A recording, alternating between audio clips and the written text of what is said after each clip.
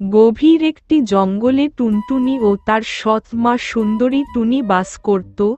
সুন্দরী টুনি তার সৎ মেয়ে টুনটুনিকে দিয়ে বাড়ির সব কাজ করাতো। এই টুনটুনি, তোর রান্না হয়েছে, আমায় তাড়াতাড়ি খেতে দে, আমার খুব খিদে পেয়েছে। এই তো মা, এখনই দিচ্ছি। আরে এত বাজে রান্না করেছিস, এই খাবারটা তো মুখে দেওয়া যাচ্ছে না। কিন্তু মা, তরকারির স্বাদ তো ঠিকই আছে, আমি রান্না করার পর চেহকে দেখে নিয়েছিলাম। তবে কি আমি মিথ্যে কথা বলছি? তোর দেখছি এখন বড় বড় কথা হয়েছে, যা তাড়াতাড়ি আমার জন্য আবার রান্না কর। কিন্তু মা, আমি তো একবার রান্না করলাম, আবার এখনই রান্না করতে আমার যে খুব কষ্ট হবে। তুমি এই খাবারটাই একটু কষ্ট করে খেয়ে নাও না মা। এই টুনটুনি, তুই এখনই রান্না করবি আমার জন্য, নাকি মার খাবি? এরপর টুনটুনি আবার রান্না করল, তারপর সে তার সৎ মাকে আবার খেতে দিল। এইভাবেই সারাদিন কাজ করে ও তার সৎ মায়ের হাতে মার খেয়ে টুনটুনির দিন কাটছিল।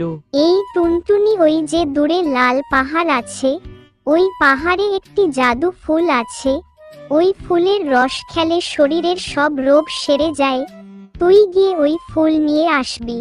কিন্তু মা, আমি শুনেছি ওই জঙ্গলে একটি ডাইনি বাস করে, সে ওই জঙ্গলে যেই যায় তাকে মেরে ফেলে।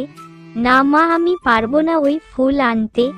আমি যদি ওই জঙ্গলে যাই তাহলে ওই ডাইনি আমায় ও মেরে ফেলবে। টুনটুনি, তোর বাবা মা তো আগেই মারা গেছে, এখন তুই যদি আমার কথা না শুনিস তাহলে আমি তোকে এই বাড়ি থেকে বের করে দেব।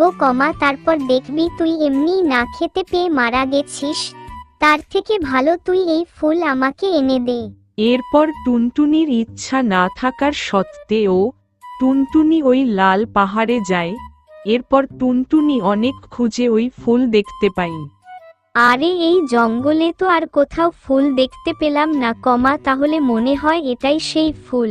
আচ্ছা, সবাই বলে এই জঙ্গলে নাকি ডাইনি আছে, কই তাকে তো কোথাও দেখলাম না। যাই হোক, এই সুযোগে আমি এই ফুল নিয়ে এখান দিয়ে পালাই।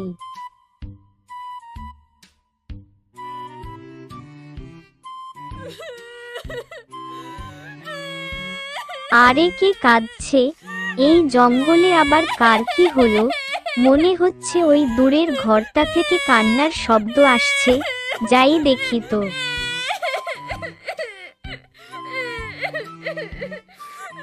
আরে ডাইনি মা, তোমার কি হয়েছে? তুমি কাঁদছো কেন?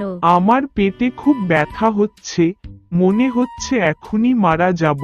ডাইনি মা, তুমি এই ফুলের রস খাও, মা বলেছিল এই ফুলের রস খেলে সব অসুখ ঠিক হয়ে যায়।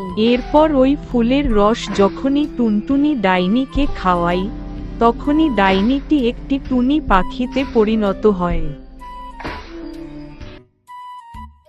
টুনটুনি, তোমায় ধন্যবাদ আমাকে ঠিক করে দেওয়ার জন্য। এক জাদুকরের অভিশাপে আমি এতদিন ডাইনি হয়েছিলাম, তুমি ভালোবেসে এই ফুলের রস খাইয়ে দিলে, তাই আমি আজ এই অভিশাপ থেকে মুক্তি পেলাম। কিন্তু তুমি যদি এই ফুলের রস খেলে ঠিক হয়ে যেতে, তাহলে তুমি এতদিন এই ফুলের রস খাওনি কেন? এই ফুলের রস আমাকে অন্য কেউ খাইয়ে দিলেই তবেই কাজ হতো। যারা এই জঙ্গলে যারা ফুল চুরি করতে আসতো, আমি তাদের সবাইকে আমাকে সাহায্য করতে বলেছি, কিন্তু কেউ আমার কথা শোনেনি, তাই আমি তাদের মেরে ফেলেছি। কিন্তু আমি তো তোমার বাগানে ফুল চুরি করতেই এসেছিলাম, নয়তো আমার মা আমায় মেরে ফেলতো। তুমি তো আমায় তাও সাহায্য করেছো, কিন্তু তোমার মা তোমায় মেরে ফেলতো কেন? টুনটুনি তখন নিজের সব কথা বলল। টুনটুনি, তোমার সৎ মা তোমায় এত কষ্ট দেয়, এর থেকে ভালো তুমি আমার কাছে থেকে যাও, আমার আর কেউ নেই, আজ থেকে আমি তোমার মা আর তুমি আমার মেয়ে। এরপর টুনি জাদু করে টুনটুনির জন্য অনেক খাবার নিয়ে আসে। টুনটুনি, তোমার মনে হয় খুব খিদে পেয়েছে, তুমি এগুলো খেয়ে নাও।